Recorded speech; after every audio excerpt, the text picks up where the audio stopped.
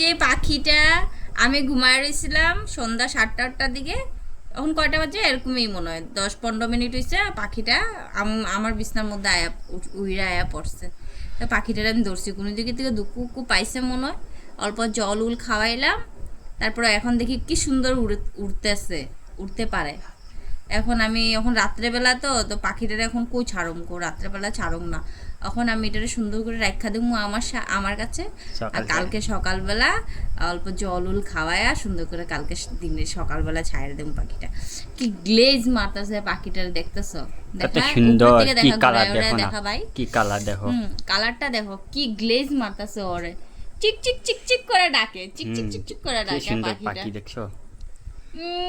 আমি উম, কইতেও পারি না, এই পাখিটা প্রত্যেক আমার দিদির শৈলে আচ্ছা, আয়া পড়ে পাখিটার গেছে। নাম সত্যি আমি জানি না। তোমরা তোমরা যদি সময় কেউ কমেন্ট কেউ করো পাখিটার নাম কি।